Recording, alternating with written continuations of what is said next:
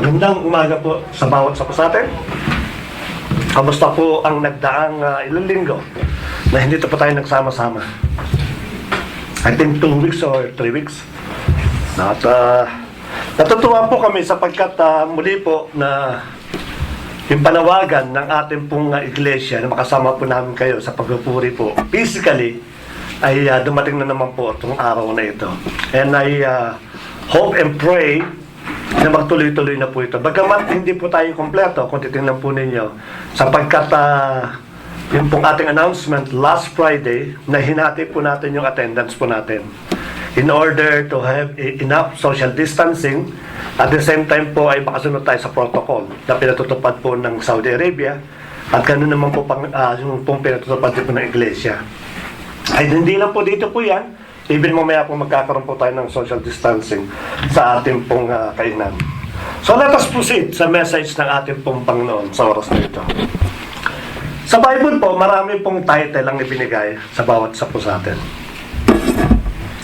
I will not explain it, but I will tell some few because maybe yung ating pong susunod na mga preacher, sila pong magpapaliwanag po nito. I don't have any idea kung ano po yung mga title na siya pong is-share na bawat mensahero po ng ating Panginoon. Today's, this month thing, it is about the title of those people called out by the Lord Jesus Christ from darkness into lightness.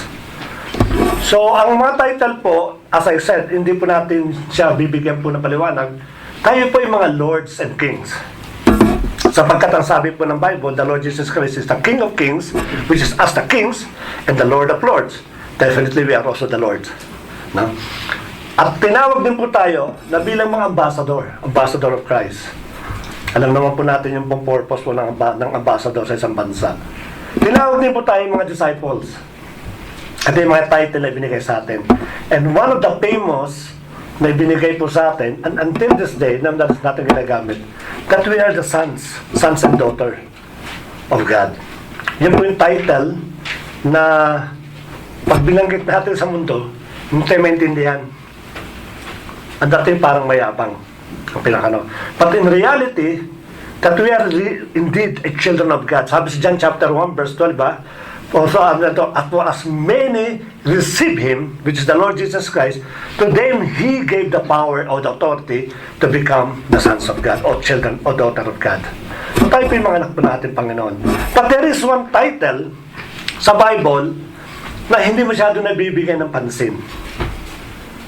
Maaaring nalimutan o maaaring hindi niya alam yung meaning ng title na ibinigay sa atin.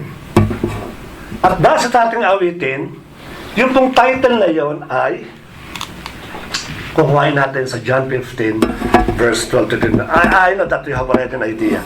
Let me read it in ESV version. This is my commandment, that you love one another as I have loved you.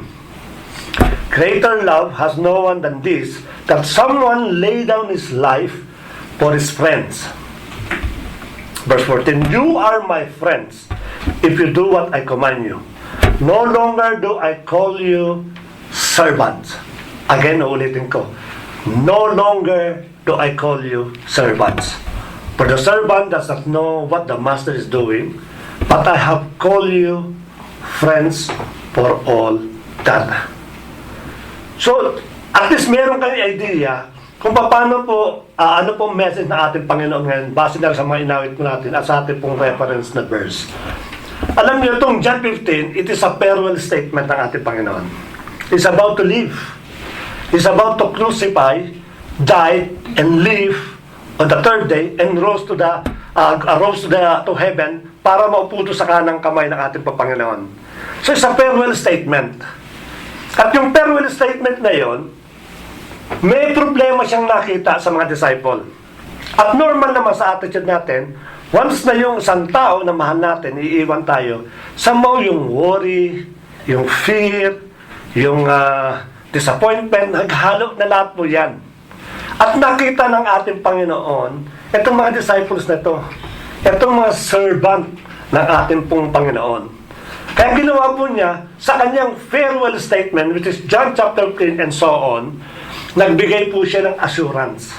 in order na magkaroon po ng peace of mind itong mga servant ng ating pong Panginoon.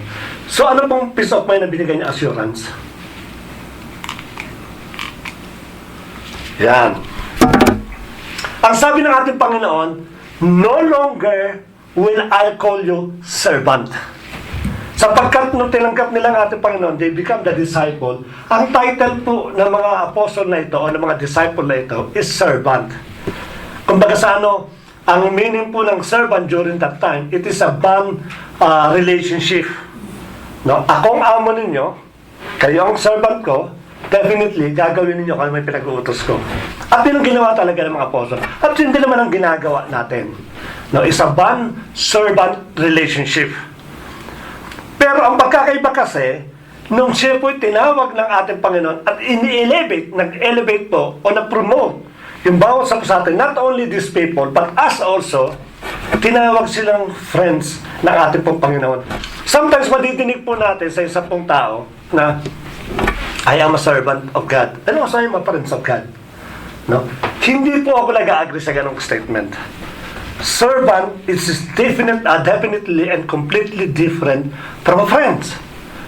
Bakit po? Sapagkat mismo ang ating Panginoon, hindi na kita tatawagin servant, but I will call you a friend. At yung pagkakabanggit ng ating Panginoon sa John 15 verses 12 to 15, parang baliwala lang sa atin. You know, this message, God teach me a lot. Nung araw kasi pag sinabi mong kaibigan ako, kinanta natin, I am a friend of God. Akala natin ganun lang. No? Hindi naintindihan ng mga nakabasa, but these people na kinausap ng ating Panginoon, they understood what is to become a friend of God. But for us, parang no bearing at all. Parang bang pareho lang naman yan, servant, tsaka friends. No, it is completely different. At yung pong friends is definitely, it is a higher relationship compared to servant. Yun ang hindi naintindihan ng bawat Kristiyano na pag binabanggit, they are friends of God. Anyway, what is the title of the message today? It's a friend of God. Simple as friend of God. Yan po yung i-discuss po natin upang malaman po natin kung ano yung big deal within the words na friend of God. Ang servant po kasi, they're doing something because of the command. Tama po. At kung halimbawa po, yung amo ay aalis at magpapaalam sa servant, patayin mo muna itong bahay na ito, parang yung pong pinagkatiwalaan, yung parable of the talent. No? They don't care if their master will come back or not. Because why? I am a bond servant. Gagawin ko lang, puro pinag-uutos na aking pong amo. I don't have a personal relationship with my boss. Kaya yung pong, yung panahon na yon, at because they're feeling that they're servant, hindi nila maramdaman yung pong pangako ng ating Panginoon, yung comfort. Pagkamat kasama ko ng mga taong ito, and yet they afraid na iwan ko sila. Wala yung comfort, wala yung peace, wala yung assurance. Therefore, para magkaroon kayo ng assurance, I will promote you. Not a servant anymore, but a friend of mine. When the Lord Jesus Christ mentioned that all His disciples is a friend of mine, friend of His, nagkaroon po ng peace of mind. Bakit po? Kasi ang kaibigan pa nagsalita siya, tinutupad niya. Nung sinabi ng ating Panginoon during that time, ang relation po nila is a bond-servant relationship, I'll come back for you. Hindi sila maniwala. Hindi nila madama yung sinasabi ng ating Panginoon. But when they elevated to become a friends of the Lord Jesus Christ, then, nagbago yung pananaw po nila. Nagkaroon sila ng peace of mind. See, look at this privilege. Now, it is a privilege to every Christian to be called a friend of God. E paano naman sinabi ni Pablo na siya po ay servant, di naman tinawag na friend? That's fine. Because if you try to read the context ng letter po ni Pablo, meron siyang binabanggit. That's why he never knew friend. He's new servant. Because when it comes to ministry, yun ang tawag sa kanya. But this time, yung pong personal relationship ang siyang binabanggit ng ating Panginoon. How close I am with the Lord Jesus Christ to become His friend. Yung pong pinaka-message po nito. This message can relate everyone. Bakit ko sinabi makaka-relate ang everyone? Kasi po, sino rito sa atin ang walang kaibigan? Wala po magtataas ng kamay. Definitely, meron siyang kaibigan. Hindi nga lang kaibigan, maraming kaibigan. Ang pinakano po doon. At sinabi rin sa Bible, o tinuturo din, that no man's in an island. Tama po yun. Hindi ka pwedeng mabuhay. Even the Lord Jesus Christ, even God of the Old Testament, binibigay po dyan that hindi ka pwedeng mabuhay para lang sa'yo. You need someone. Maaring loved ones, o maaaring kaibigan. But you need definitely a companionship. Bakit po? Kasi yung design ng ating Panginoon eh. Kung hindi yung design ng ating Panginoon, si Eva hindi na bibigay kay Adan yan. Anyway, pwede mo mamuhay ng isang lalaki. Siya na lang mamuhay. Pero alam ng Diyos, design ng Diyos, na they need companionship. Kaya nagbibigay po siya. At isa nga sa mga companionship, ito pong ating pong friends. May mga movie na mapapanood ka, yung nabang barko na lumubog, napunta sa isang island, nag-iisa lang siya. Katulad ng pelikula ni Tom Hanks. Ano ba yung title nun? Castaway. Castaway. No. Kung titingnan po niyo yung pinaka-eksena po ng movies na kung saan nagsusolo at naligaw po yung isang tao, babae man o lalaki po yan, andun yung kanilang fear. Andun yung kanilang takot at andun yung kanilang worry. No? Not because of the surroundings. Hindi dahil sa mga present danger do sa island na yon, hindi dahil sa sitwasyon po niya, because ang tao kasi takot siyang mag-isa. Yun ang katotohanan po niyan. Kaya yung mga tao po na pupunta ng island, kala natin baka may takot sa hayop, may maninira, o kaya may mga cannibalism. Hindi po totoo po yun. Ang real reason kung bakit ang tao po pag napupunta ng isang island at natatakot po siya, because he or she is afraid to be alone. At yun po ang katotohanan, itong message na ito. Kaya binibigay po yung friend. Mamaya po bakit po binabanggit po yan? Because ang ating Panginoon mismo ang nag-design ng friendship. It is the Lord Jesus himself, doon sa John chapter 15 and so on, ipinaliwanag niya kung ano ba ibig sabihin ng friendship o ano ba yung pagiging kaibigan. Na dapat na maging model natin when you're choosing a friend. Upang sa ganon, hindi po tayo maligaw kung ano po yung hindi biblical na kaibigan. Meron po mga hindi biblical na kaibigan eh. Kaya nga ipaliliwanag po natin dito kung ano yung pattern o model na ginawa ng ating po Panginoon in order to apply sa bawat magkakaibigan po sa atin. Kasi baano po na-develop ang kaibigan? Hindi pa nawawala po yan. Kaya minsan makita mo, ba't sila grupo-grupo sila? Kasi sila naging magkakaibigan eh. At normally, ang element lang naman upang magkaroon ka ng kaibigan, kung di makakilala, yung lagi kayo nag-uusap, lagi kayo nagkukentuhan, lagi kayong nagsishare ng mga bagay na gusto ninyo, doon po nagsisimula yung mga bagay upang yung isang tao may turing mong kaibigan. Kaya sa iglesia po, hindi po natin maiiwasan na may nade-develop na relationship na magkaibigan. And that's fine. Kaya lang po, ang maganda rito, let us remember na yung friendship na nabuo po sa loob ng church, it should be the same model na binuo po ng ating Panginoon sa kanyang mga disciple. Or else, mawawala po tayo. But before, ibigay ko po sa inyo yung pong pattern o example ng friendship na ginawa ng ating Panginoon. Let me say some few lang po, hindi ko kaya i-cover kung ano pong pakahulugan ng friendship sa mundong ito. In order to have a comparison, para lang po tayo magkaroon po ng comparison at makita din po natin, masalamin po natin kung ano bang friendship ang nabuo natin within the church. At sa pamamagitan po nito, maiwasan po natin yung pang mga bagay na hindi po naaayon sa ating pong Panginoon. Ano po yung mga some familiar na friendship according to the Word? And it might also na nangyayari sa mga Kristiyano. Alam niyo, ang away po, subtle po yan. Napakatuso ng ating kaaway. Nakakala natin, yung nabubuo nating friendship, it is according to the pattern of the Lord Jesus Christ. Satal nga matuso Sinasabi, okay lang yan. Pero hindi natin nalalaman na yung palang friendship na nabuo natin, hindi lang po ng mga unbeliever, even us, hindi na po according to the pattern of the Bible. Ano po yun? Hindi po lahat. Kung tingnan po natin yung ibang pattern. What is the friends based on the Word? Ano ba kayo ng friendship ngayon? Kasi friendship ngayon, kanya-kanya ng perspective yan. Kanya-kanya ng definition. Tao na nagde-define ngayon ng friendship. Basta ganito kami, magka-friends kami. Ay hindi, ako sa akin, pagkaganito kami naman ang magkaibigan. They're defining friendship by means of their own perception and their own preference. Pero hindi tama po yun. Let us remember, kung ang word po nagagawa po yun, but for us, as a Christian, a friend of God, dapat yung ating friendship with other brethren, with other family, kailangan lang based po sa Bible. Ano po yung unang-una? Based on the Word. It is a self-gratifying relationship.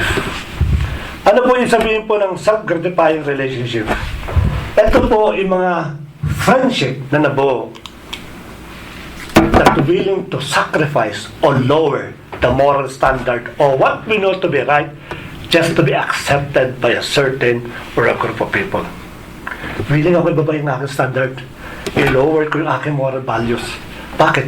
Kasi gusto ko tayong kaibigan This is self-gratifying relationship. Talamak po yan sa mundo. For them, it is nothing. Moral value is nothing. The most important, magkaibigan tayo. Nagkakaintindi. Nag-e-enjoy tayo. Yun ang pinakano. Maintindihan ko pa yung iba But if this happening within the Church of God, then there's something wrong with your friendship. Imagine mo, binaba mo na yung moral values mo. Alam mo yung moral values, tinuturo yan simula pa nung kindergarten. No? Kindergarten, nag-elementary ka, nag-high school ka, and even up to college. May kasama po yan, ang tawag po dyan ng araw sa subject na yan? GMRC.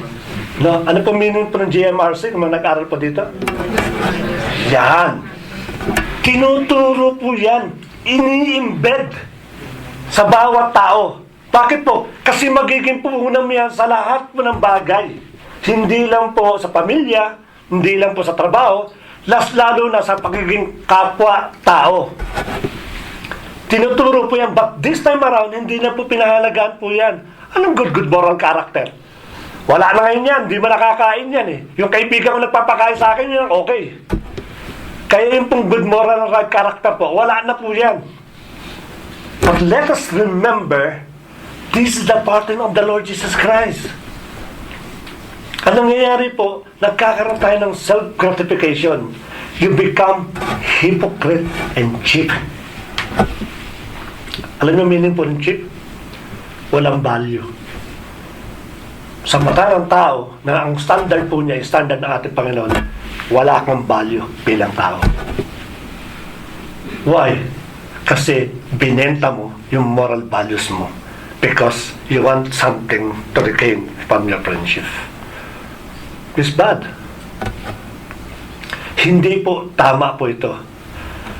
Iba po nag-a-accept na ngayon, no? Let us remember, let us face the reality that even the LGBTQ principle na kanilang pinaglalaban, alam niyo po yan, they are widely accepted by the world. Halos buong mundo na tumatanggap po sa kanila pong ipinaglalaban. Gender equality, same-sex marriage, yung mamimili ka ng sexes mo pagka lumaki ka, lalaki ka pinanganak, pero paglaki mo, babae pala ako, gusto ko babae, papalitan mo. They have all the rights. At ang ginagamit nila, yung kanilang rights. Yung kanilang talino. At ang masaklap nito, may mga bansa na nag-accept na ng batas na ganito. Diba? Paiintindihan mo pa yan, itong mga bansang ito. Bakit? Kasi maaaring ibang bansa, they don't acknowledge the principle of the Bible. But what happening now inside the church is the same happening in the world. There are some churches, they even get married, nagpapakasal sila, kakantak sila ng marriage ng same sex. Imagine mo, church, they lower their moral in order to what? To gain these people.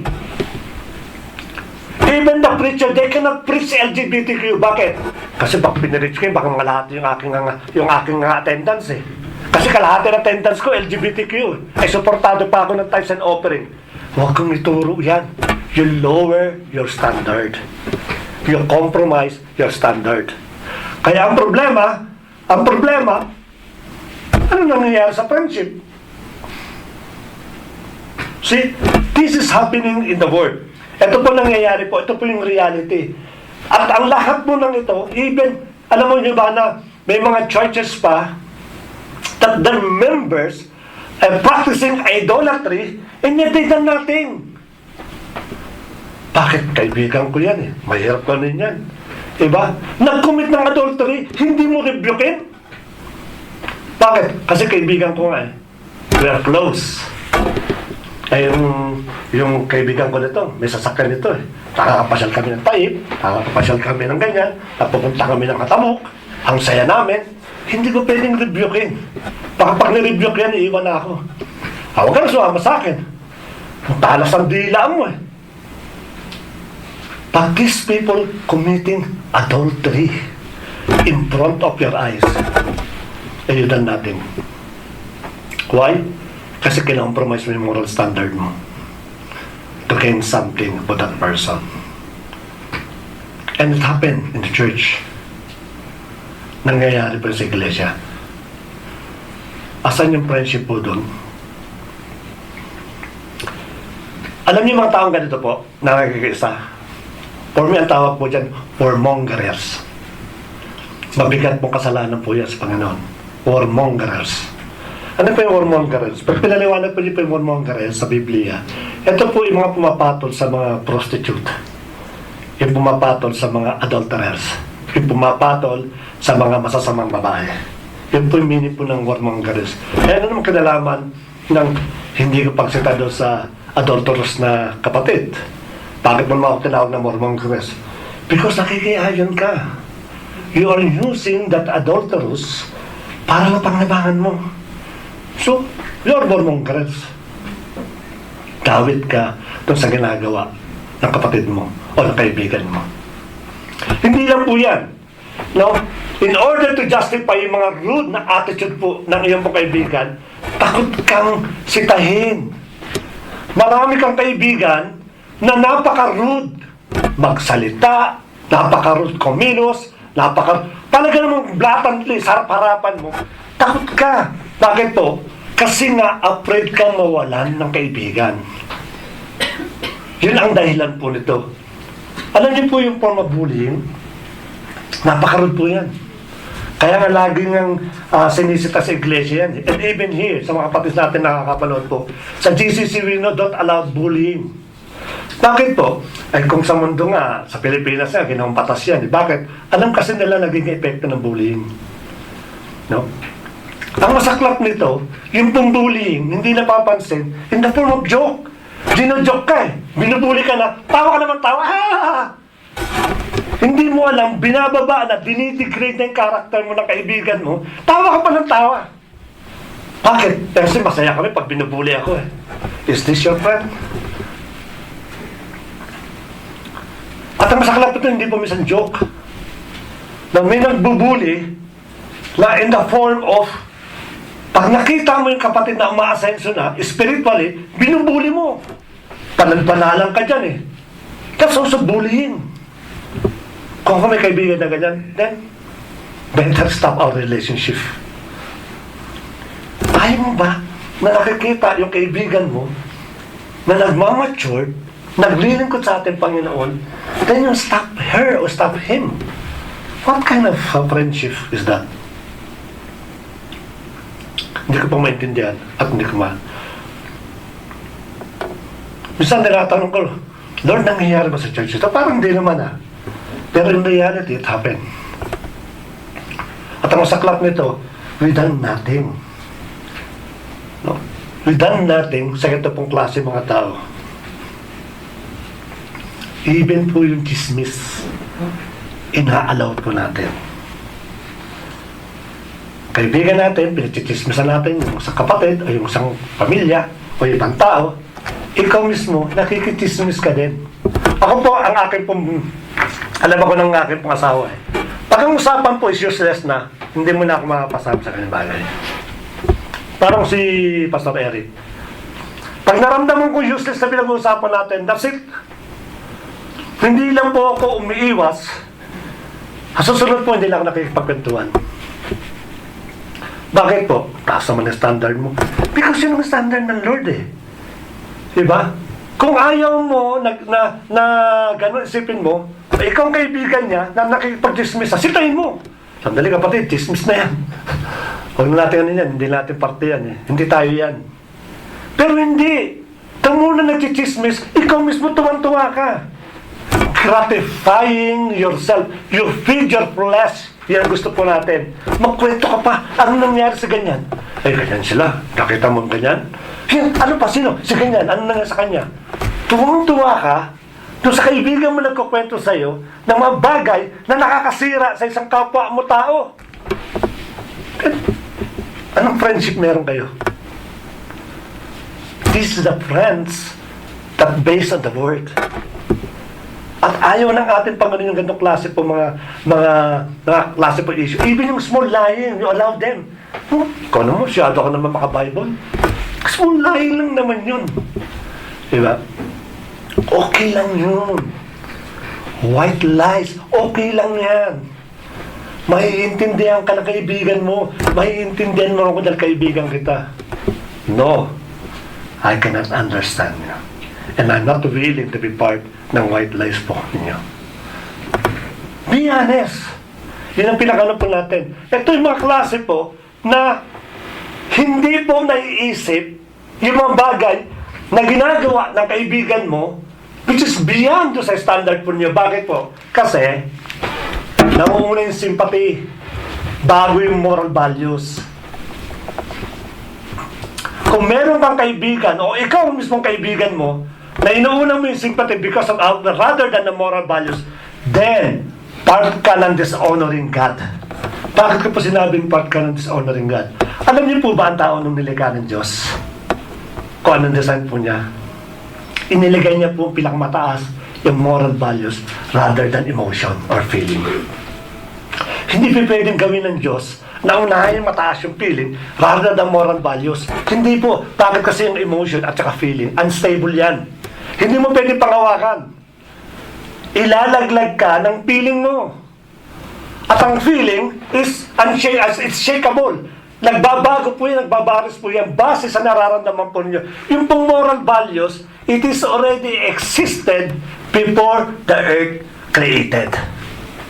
Existing na po yan. Why? Because moral values is the one character of God. Kaya nag-exist na po yan. Hanggang sa matapos po mundong nito, yung pong moral values hindi po magbabago. Constant po yan. And this is the reason why God designed the human being, yung kanyang moral values above sa kanya pong knowledge at above sa kanya pong emotion. But look what they're doing now. Yung sympathy, ang siya ginagamit po natin at binababa natin yung moral values. So therefore, you're dishonoring God. You're committing ano yung mabigat na kasalanan? Hindi committing. You're blaspheming God because you're changing the design of God. Sino ka para baguhin mo yung design ko? So you're blaspheming Him. Ganun po yung kasalanan ng isang kaibigan na inuuna yung sympathy rather than sa kanya pong moral values. This is self-gratifying. Let us go a little bit deeper. The carnal relationship. It happened to a Christian. Kaya may tinatawag na carnal Christian eh. Nagiging carnal yung relationship. Ano ba yung carnal na relationship?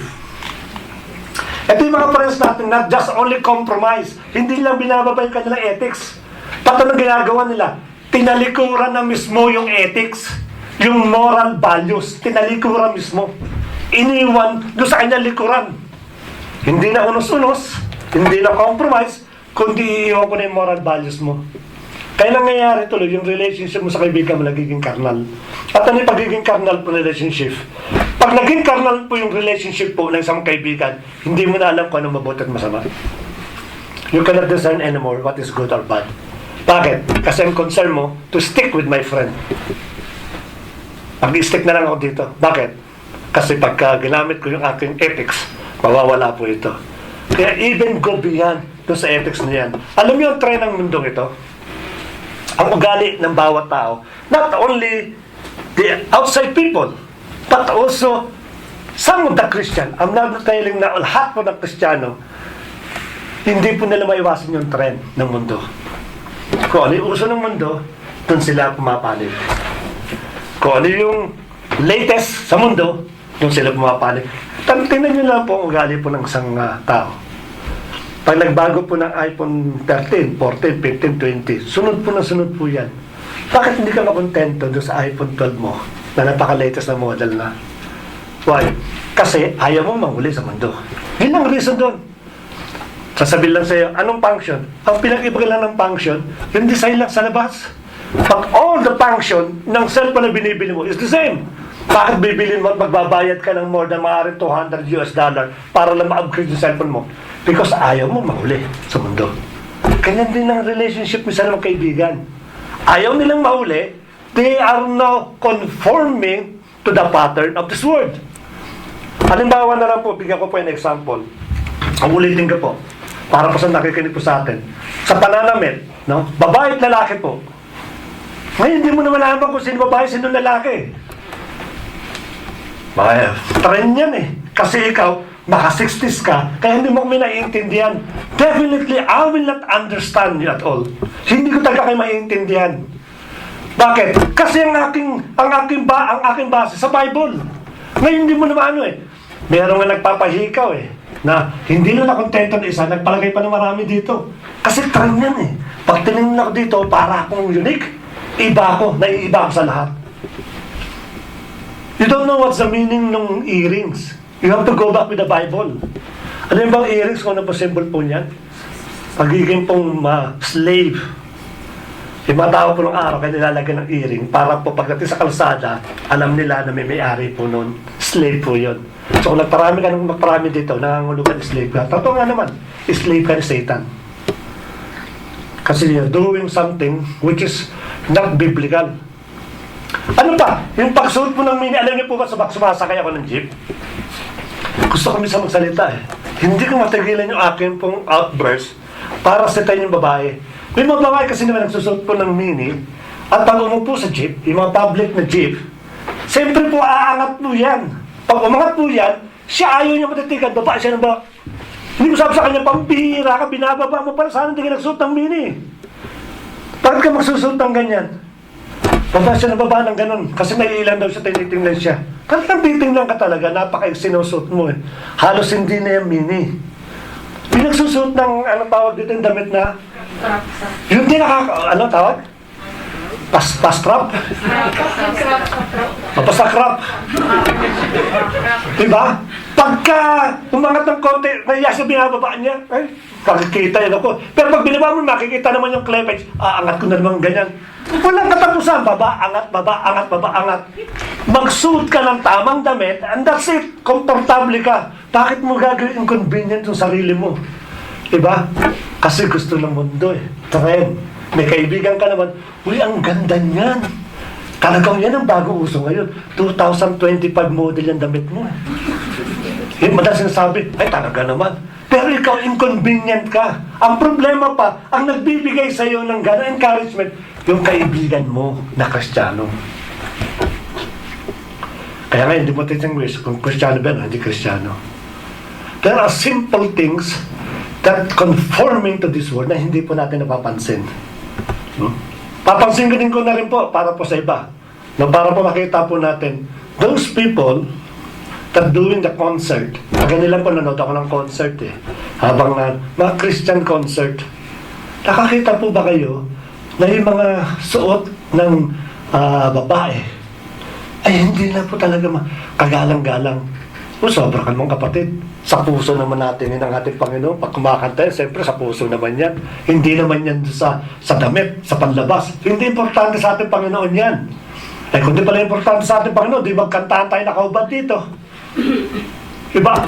Yung mga mentality na out of the blue, out of the world. And yet, kinakagat ng tao. Pag nagpost sa Facebook ang ganda nito. Ako po hindi ako lagi nag-amen. Pinabasa ko muna. Amen ka ng amen. Hindi mo alam. There's something hidden dun sa message. Amen ka ng amen. Nangangulugan nyo or conforming to that person. No, napakadami po niyan. Meron din po yung pananalita. Yung ating pong words. Alam niyo po ba yung word na hindi ko babanggitin sapagkat ito'y malaswa, but I will spell it for the sake ng ating pong message. Yung F-U-C-K. No? Pag nagulat ka, F-U-C-K. Pag na-surprise ka, F-U-C-K. Pag natuwa ka, F-U-C-K. Pag nag-uusap kayo, F-U-C-K. Normal na sa mundo na gumamit ng ganitong pong klase ng pananalita. Normal. Bakit po? Trend. Kayo magkakaibigan, nag-uusap kayo, ikaw na nakakilala sa ating pong Panginoon, hindi mo masita kapatid. Yung pananalita mo, medyo hindi niyang decente. Hindi na yan nakakatawa. Pero hindi, kaya ka din. Kasi trend Kung hindi mo masabihin, tuwan-tuwa ka na binabanggit ng kapatid o ng kaibigan mo, yung ganun pong klaseng words. Yung mga defamation word na ginagamit ngayon, ano po nakasalamin po dyan, nakatago po dyan? Freedom of speech. Kaya maramrayan kita, freedom of speech yan. Hindi mo ako pwedeng halangan sapagkat yan ay karapatan ko. Diba? Siraan mo ang buhay ko, sisiraan ko ang buhay mo, that's freedom of speech. But you have to remember that freedom comes from the Lord. Ibinigay po sa atin yan. But freedom, you should be under kung ano sinasabi ng ating Panginoon. Hindi po yung binigay na freedom parang wala pong limit. Meron po yung minano.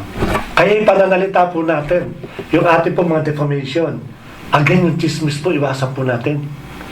Yung mga chismis na yun, malaki po nakakasira po niyan. Hindi lang sinisira yung maging magkaibigan po natin o yung tao. Iba yung buhay po ng bawat isa. Masisira po sa atin. Iwasan po natin ang pagiging chismoso po. Sapagkat hindi po tayo ibinigay po para sa ganun pong bagay. Marami pong inconvenient. Bakit po? Kasi, in order not to left behind, we need to synchronize with the present world. Kinakailangan makipagtran ka. Kaya marami ngayong liberal Christian, they call it themselves liberal Christians, ang kung ano-ano nang pinapasok na doktrina. Kung ano-ano ini-introduce na doktrina. Bakit? Kasi liberated kami. Sa amin dito, okay lang lahat, magsama-sama. Okay lang kung ikaw ganyan, okay lang kung ganyan. Respeto ba?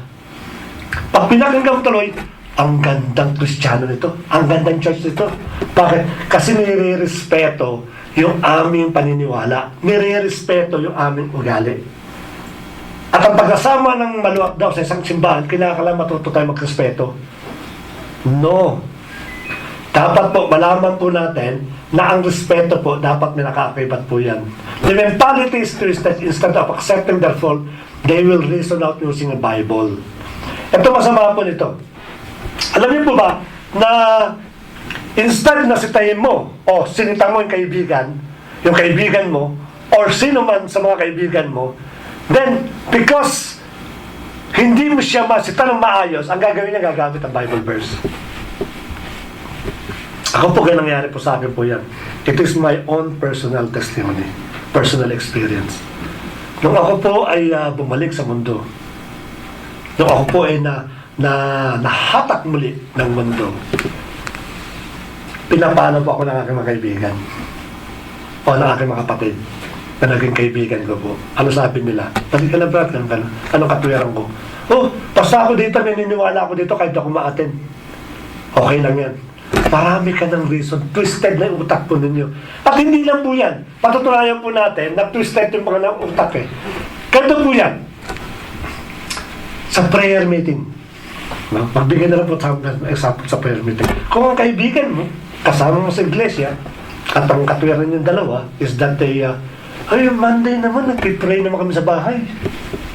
Hindi naman namin kailangan pati ng prayer meeting. Everyday nga, nagpipray kami. Then, that's part of carnal relationship. They're using the Bible verse just only to justify yung kanilang pong mga wrongdoings. Marami po yan. Marami po ang dumating ng church. Bakit po? Nagpipray naman kami. Diba? Yun ang pinaka-ano po nila eh. Ang masaklap pa nito, alam niyo kung ano pang pinaka-ano? Pinaka-the worst.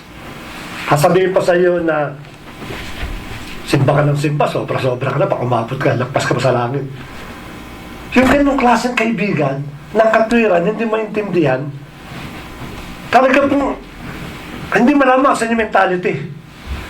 No? Sinisita yung prayer, sinisita yung BS, at lahat ng bagay, sinisita. And even the prayer na ginagawa po ng iglesia. Sobra-sobra na yan. Huwag mo lang gawin yan. Ako po, kung kaya maging kaibigan, to be honest, this is for myself reason. Kung magiging kayang kaibigan ko, didinig ko, goodbye. Maghiwalay na tayo. Masyado kayo spiritual eh. Nakalimutan nyo na yung pagiging pangangailangan ng tao. Anong spiritual? And that is the right attitude ng isang Kristiyano. Tayo po spiritual tayo. People created spiritually in spiritual form. Hindi po tayo kinarahin sa ating pong human form o emotion form. Kaya kung isang Kristiyano po, isang kaibigan po niya, nagiging spiritual po siya, that's normal for him. Normal po yan. Yun po ang pinakadapat po na mangyari. And last po, dun po sa bago tayo sa relationship ng beneficial relationship. Ano po itong beneficial relationship? Ito po mas mahal, mas masama, mas masalo pa ito eh. It's betrayer, double crosser, renegade, apostate, turncoat, two-timer, at higit sa lahat, ikaw si Judas. Ano ba yung beneficial relationship na pinakikilala po ng mundo? I'll give you one example. Kung meron na akong kaibigan na na-open, at yung kaibigan ko na yon, meron siyang kaaway na mayroon din damdamin sa akin. Ano mga gawin ng dalawa yan? Magsasama yung dalawa. Kahit nag-aaway sila, magsasama sila just to be against me. Yan yung mga beneficial relationship. Mas masahol pa yan kaysa dun sa carnal at kaysa dun sa self-gratifying. Bakit? Imagine mo, alimbawa, si Kuya Eric, kaibigan ko to, ay na-open ako ni Pastor Eric. Itong dalawa ito magkaaway, sila sa kasano. Ang gagawin ko, magkaaway din kami, pero kakampihan ko yun. Makikipagkaibigan ako doon. Bakit? In order to get against both ng kay Eric. Ayun si Kuya Eric, kaya nung araw yan. Ito naman sa may damdamin doon, sasabihin, oo, napansin ko nung araw yan, kaya galit nga ako dyan eh. Pero nung araw, silang dalawa mismo nagkakagatan. Ngayon sila na mag-best friend. Kanya po nabubuo po yung beneficial relationship. Bakit po? Para na magkaroon ko ng kampi. Ano ang pinaka-main na dahilan kung bakit sila dati magkaaway naging kaibigan? Pareho silang may hatred. Kaya ako sinabi mas masahol pa ito sa dalawa. Bakit po? Kasi yung hatred po, murderer yan. Mamamatay tao. Kaya hindi po alam ng bawat sa pusating kung sino man nagtatanim po ng sama ng loob, you are a murderer. Hindi po nagsabi. Yung 1 John chapter 3 verse 15. Everyone who hates his brother is a murderer. And you know that no murderer has eternal life abiding in him. So mas masahol po ito. Instead na to let go yung pong nararamdaman, makikipagkaibigan ka sa dati mong kaaway, sa dati mong sinisiraan, in order na magkaroon ka lang ng gain. Hindi ba murderer yan? Paano mo sasabihin na kaibigan mo yan? Ganyang tao na yan. These people definitely magkakaroon po yan distractions. If you keep your hatred in your heart, you're not only destroying yourself, but you're destroying the entire people around you. Kaya isang mo nabanggit po ni Kuya Eric ng nakaraan distraction sa patutunguhan ng mga taong ito. These are friendship na madalas na nangyayari sa atin o unknowingly, maaaring napapractice ng bawat sa atin. Pero takot tayong aminin sa sarili po natin. No? Mostly, pag napakapakinig tayo ng message, ang laging tinuturo ng daliri natin, yan yung nagbe-message, ganun din yan eh. Kanya, siya yan. Bakit hindi mo ituro sarili mo? Bakit hindi mo aminin sa buhay mo na nangyayari sa buhay natin ito? In order God can turn these things sa buhay pa ng bawat sa atin. Alalahan natin that God cannot do anything sa bawat usap natin if you don't allow Him to change your life. The problem, every time that you listen in this kind of message, ang tinuturo mo lagi, eto yun. Ayun, nagme-message yun, sapul siya. Takot kang ituro ang sarili mo. Alam ng iyong isipan, at the back of your mind, na ikaw yun. Then what you have to do? Accept it, ask forgiveness, and then reconcile. That's it. Yun ang kakailanganin po natin eh. Pero because your friendship is based on the Word, hindi po natin magawa yung ganang bagay. Namumuhay po tayo sa isang po nakakasirang relationship. Hindi po lahat ng ginagawa na nabuo sa friendship po sa mundo is masama. May mga naging kaibigan po tayo naging honest. No? Believer man o unbeliever. But these are three things na gusto kong i-cross-examine po ninyo yung inyo po mga friends. Either it is outside the church or within the church. Baka po napapractice na po natin po itong mga bagay. Hindi po natin nalalaman. Then let's go. Ano bang, pero, maiksi lang po yung friendship based on the Bible. Unang-una po yung sa pure relationship. When we talk about pure relationship, it is a concern and honest relationship. Huwag po tayong paghihiwalayin, yung dalawa. It should be together. Concern and honest. Hindi lang po pwedeng honest at hindi lang po pwedeng concern. Kasi pagka-honest ka, maaaring ma-open mo yung kaibigan mo o mag-create ka ng wall, division wall, at hindi kayo magkaintindihan kasi honest ka eh. Pagka-honest ka, sabi ka na sabi, ikaw kasi pangit ka eh. Talagang pangit ka eh. Honest yun. Diba? Pagka naman concern lang, baka naman ma-compromise yung standard mo. Baka naman dahil concern ka, hindi mo siya masaktan, kaya nangyayari, hindi mo masabi sa kanya, umaayon ka na lang. So both together, kinakasama po yan. Honest and concern. Yan po ang pure na relationship. Ang pagiging totoo po, it is an essential for long-lasting relationship. Pagiging prangka, pagiging truth. Pag na maging prangka po tayo, baka mawala na yung concern. Kinakalan, nakabalance po yung dalaw po na yan. Ang pagiging honest po natin at concern sa ating pong kaibigan, sometimes risk yan. Maaari yung kaibigan mo mawala, o maaaring dumami pa yung kaibigan mo. Ganun lang naman po yan eh. Pagka-honest ka at concern ka, sasabihin mo kaibigan mo, ang pinaka-ano po dyan is, maaaring mawala yung kaibigan mo. O maaaring dumami yung kaibigan mo. Ganun lang po yan eh. But the most important is, hindi yung kaibigan mo. It is yourself. You should be honest and concerned sa bawat isa po sa atin. Let us remember that Jesus Christ called one of His friend Satan. Ang Panginoon mismo ang tumawag sa isa sa mga kaibigan niya na si Satanas. At kilala po ng bawat sa atin niya kung sino yun. A close friend, a close companionship, kasakasama niya lagi, sapagkat siya po yung talagang nasa circle po ng ating pong Panginoon. Then one day, tinawag niya, "You Satan, get behind me." Diba? Is the Lord Jesus Christ rude and no manners? Hindi po. Bakit? Because He's just being honest and concerned. Nagkamali yung kaibigan mo, then you have to correct it. Honestly and concerned. Yun ang ginawa natin.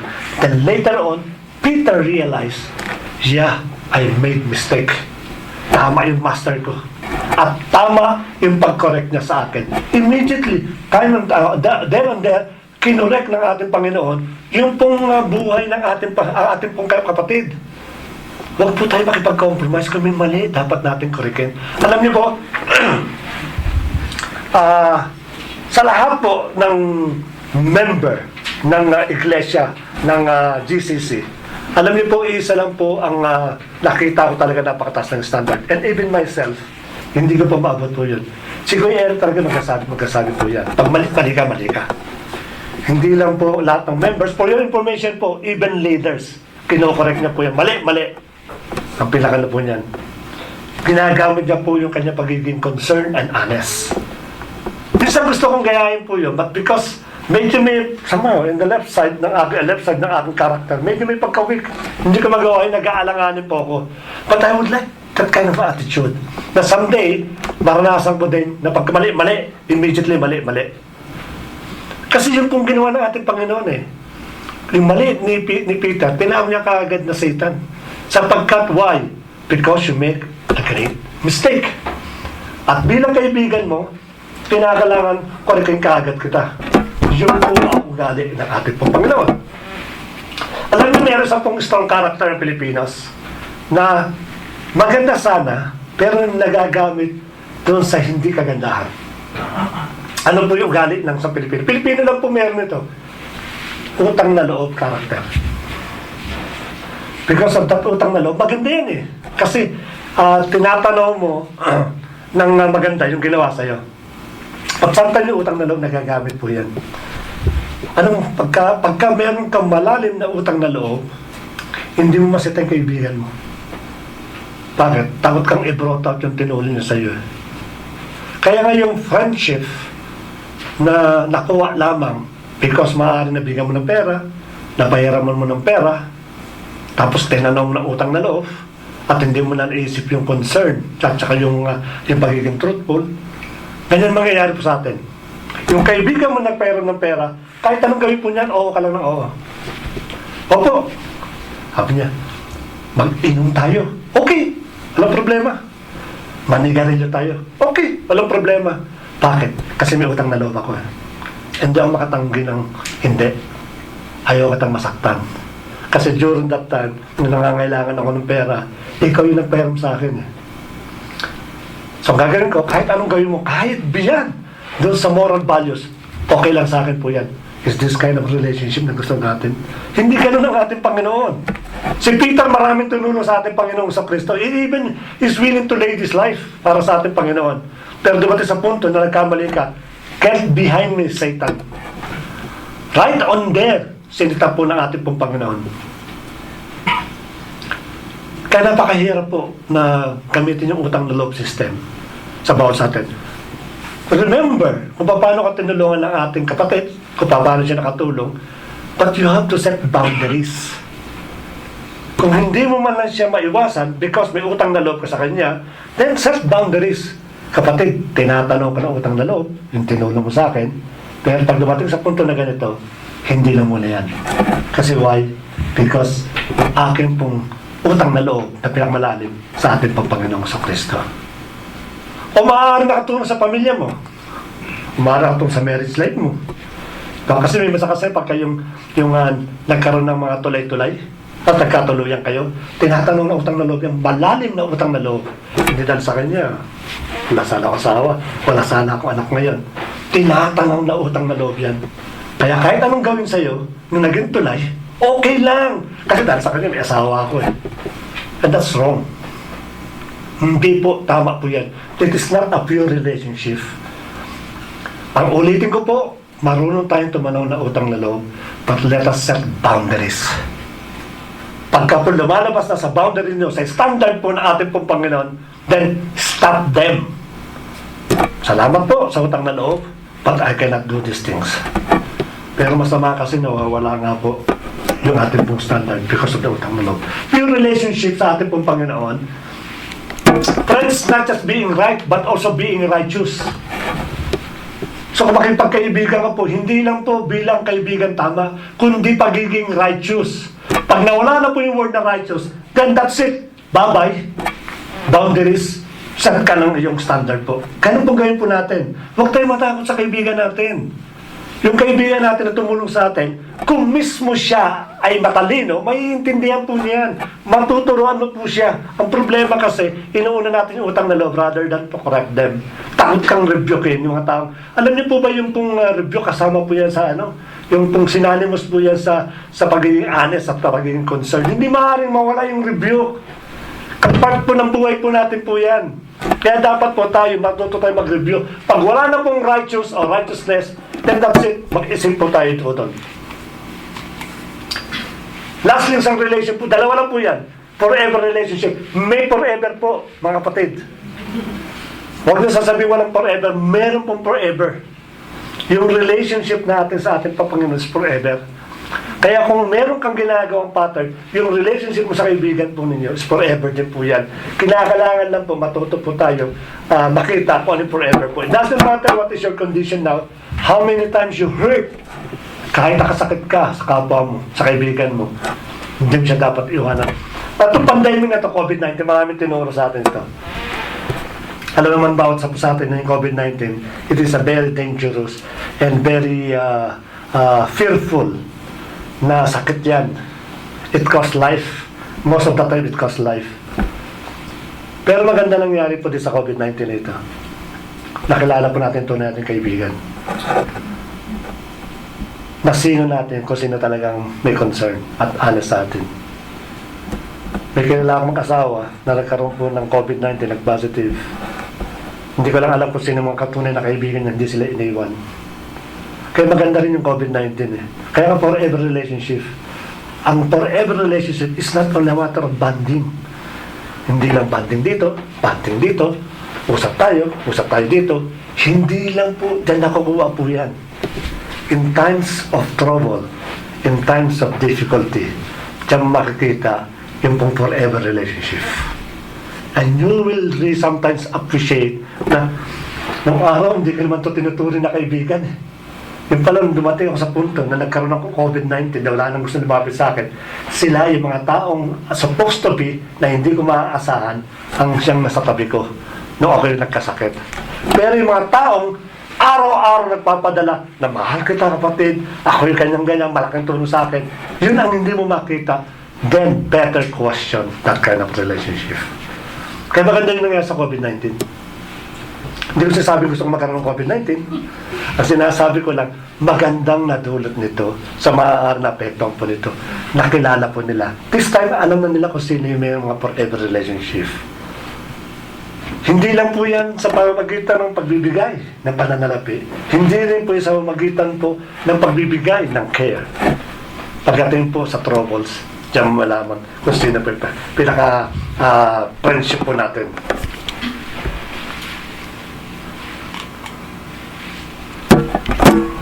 Hebrews 13 verse 5, for he said, I will never leave you nor forsake you. This is the standard of friendship of the Lord Jesus Christ. Hindi kita iiwan.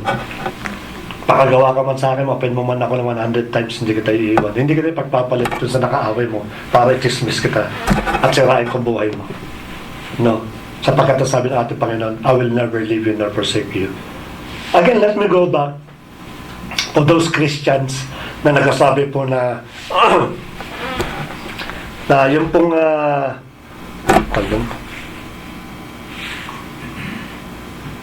yung pong masyadong spiritual, no? Na nagsasabi po na huwag tayo masyadong magpaka-spiritual.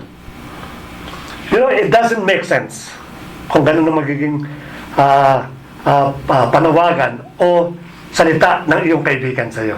Kasi may mga kaibigan kasi na maglibang naman tayo. Hindi puro, magkailan na natin kasi, okay, puro Bible. Eh, kinakailangan din i-atin natin yung mga pangangailangan ng kapatid. Kinakailangan din maglibang tayo. Kinakailangan din yung ating physical na pangangatawan. Ibigyan natin ng importansya. Sinabi ko, it doesn't make sense. Bakit po? Kung sasabihin ko sa harap nyo ngayon, na yung trend, sino nakakalam po ng trend? Alam natin lahat po yan. Kung sasabihin ko sa trend na, uy, trend, huwag ka naman daan-daan lang sa release. Dumaan ka naman sa EDSA. Kasi siya ka daan-daan eh. It makes sense or doesn't make sense? Sasabihin sa'yo, kabaliw? The same thing. those person na nagsasabi mo, masyadong spiritual. The same thing. It doesn't make sense. Why? Because, sabi ko kanina, tayo po spiritual person. Yun po ang main na character po natin. Yun ang main na nilalakara. Para tayong riles. At para tayong trend, may sarili tayong riles. Yun talagang dinadaanan po natin. Pero kung may magsasabi sa ating kaibigan natin na umalis ka naman sa riles at pumunta ka doon ka tawag mo sa EDSA, kabahan ka na. Hindi po yun makakatulong sa bawat isa po sa atin. Hindi ko sasabing iwanan po natin ganun kaibigan. Let us set boundaries. Yun lang po importante po dyan. Kasi we need them also. Yung companionship ng isang magtuturo sa kanila. At tayong gagamitin doon to correct them. But you have to set boundaries. Pagkaiba ng usapan, pag-iba na yung kwentuhan, pag-iba na yung ginagawa, then set boundaries. Huwag po tayo makiki-agree. Or else magkakaroon po tayo ng problema. And lastly po, katulad ng buhay ko, at ng buhay ng bawat isa po sa atin, we've been longing for our best friend. May mga best friend po tayo na hinahanap. Noong ako po ay lumalaki, during that time nung aking pong childhood, meron po akong best friend. At yung best friend ko na yun, yun yung madalas ko makasama among my friends. Kaya nga naging best friend siya. At ang sabi nila, nag-iisa lang daw ang best friend. Pero nung dumating po ako sa elementary, at may nakasama po ako isang gang na grupo, nakakuha po ako ng best friend. So meron po akong best friend doon sa high school, nung elementary po ako. Halos yung aking pong kababata, hindi na masyadong namimit, napunta na dito. At nung high school po ako, alam naman natin ng high school life, talagang andyan lahat ng troubles, andyan lahat ng mga naughty things. May naging kaibigan na naman po ako. Isa pong presidente ng fraternity, nag-meet kami, at naging parang bodyguard ko siya, naging best friend ko din po yan. At pagka-graduate namin ng high school, hindi na kami nagkita, dabating po yung college, meron din ako naging best friend sa college. Nakasama ko siya mula sa first year college, hanggang sa graduate kami, hanggang sa makakilala kami sa ating Panginoon. Sabay po kami nakakilala. He is my best friend. Because not only nagkasama kami, but even both of us born again Christian. Pero nung graduate po kami ng college, hindi na kami nagkita. Nagkaroon po ako ng trabaho, nagkaroon din po ako ng best friend sa trabaho ko. Then after that, napunta ako sa maraming church, nagkaroon din ako ng maraming best friend sa church. See, look at the scenario. Yung best friend po natin, nas lagi natin sinasabi, na iisa lang ang best friend po natin, nag-iiba-iba tayo. Depende sa panahon, at sa lugar na kinalagan natin. Dito maaari sabihin po natin nagkaroon kayo ng best friend dito. But during that time, yung mga best friend kayo previously, no? Ano nangyari sa mga previous best friend po natin? Then I asked, sabi ko, bakit kaya ang best friend hindi siya ma-stake sa one? Maaaring sa inyo, maaaring magkamali nga, maaaring sa inyo talaga nakastiktuhan lang talaga. But normally, or usually, hindi mo mapigilan o hindi mo ma-maintain yung isang kaibigan mo from nung isinilang ka hanggang sa oras na ito. Then I realized the reason why na hindi pa tayo makakuha ng best friend because there is only one best friend for a person. And that is the Lord Jesus Christ. Kung ang ating Panginoong Kristo ang siya magiging best friend po natin, let us remember those friends that we have before, it become a special friends. Matututo ka magkaroon ng meaning yung special friends because ang naging best friend mo, ang ating Panginoong Kristo. And let us remember, when the Lord Jesus Christ called us as his friend, he's not really mentioning a simple friend, but a special friend, a best friend. Kaya dapat na maging best friend po natin ang ating pong Panginoong Jesus. Sapagkat sabi po niya, to have a few friends here on earth, consider Jesus Christ as your best friend. Magkakaroon ka ng few. Totoo talaga ang kaibigan mo. If you first consider Jesus Christ as your best friend. And lastly po, sa mundong ito, iba-ibang paningin sa atin. Iba-iba yung value natin. But let us remember this last statement, and I would like to everyone na mag-sink in sa bawat puso po nila. This will be the last verse. Last verse. To the world, you may be one person, just one person, whose value may be nothing. But to Him, the Lord Jesus Christ, you are His Word. kanyang kahalaga ang ating Panginoon. Kanong kakahalaga sa ating Panginoon. Kanong katinuring ng ating Panginoon na bilang mga best friend po niya. Again, reminder po, if you have an existing friendship today, na ipinakita ko po during that time, be careful po tayo. Let us not be trapped by this word. Yung pong scheme ni Satan o scheme ng kaaway po natin na napakasatin, nakakala natin yung ating po mga friendship nakakatulong po sa atin spiritually. If you have a friend, which I mentioned before, you better correct them. If you cannot correct them, then put boundaries in order not to influence that kind of relationship. Let us all pray. Lord, salamat Panginoon sa wagang ito. Hindi tayo, nagpapasalamat po kami sa mga bagay na itinuturo po ninyo at nire-remind mo sa bawat sa sa amin. Maaari yung amin pong existing na relationship ng mga kaibigan po namin. Napasama po doon, nabanggit po doon sa mga worldly na pagiging relationship. Hindi po namin sila tatalikuran. Because bilang mga tinawag po ninyo, kami yung salt and light that we should be an example for them. Ang amin pong panalangin sa oras na ito, Lord, bigyan mo kami ng lakas po na loob through your Holy Spirit na korekin, itama yung mga bagay pong dapat itama. Tanggalin mo sa puso't isipan po namin, Panginoon, yung takot na baka mawala sila sa buhay po namin. Ipakita mo, Lord, nung kinorek mo yung mga disciples po ninyo, hindi po sila nawala. Hindi po sila kumonte. Pagkos kami ang bunga ngayon ng pagkokorek mo sa kanila. Makita po namin, Lord, yung pong pagiging honest and concern po namin in order to correct, in order to guide yung mga friends po namin na maaaring hindi tama yung ginagawa. At kung dumating sa punto na hindi kami naintindihan, we keep on praying, Lord, kayo po ang umipo sa puso po nila. Let them feel that the reason why na ginawa po namin po yun, because we love them, O Lord. Not to punish them, but to feel yung love namin sa bawat sa kanila.